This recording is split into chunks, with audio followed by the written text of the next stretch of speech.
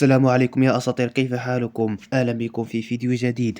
آسف على الانقطاع الطويل، كان لدي بعض المشاكل. صراحة لم يكن عندي أي شيء. المهم، اليوم أتيتكم بأفضل روم في أرض الحرائف، أقل ما يقال علي أنها أسطورية. المهم، خليكم مع الفيديو. ولقد دخلنا إلى الروم.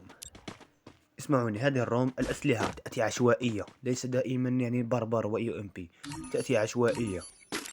سأريكم ما ميزة هذه الروم باختصار.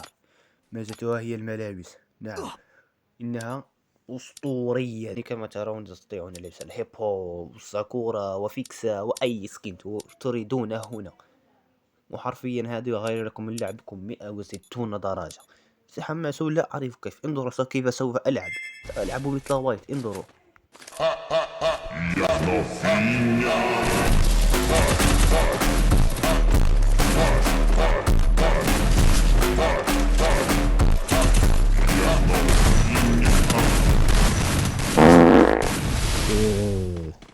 المهم، هذه هي الخريطة لمن يود أن يلعبها.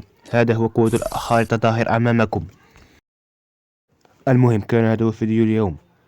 لا تنسوا معكم الاشتراك واللايك. والله يا أصدقائي لدي دعم جدا ضعيف وهكذا وأصبر. من فضلكم ادعمونا، وإلى اللقاء. نلتقي في فيديو قادم إن شاء الله.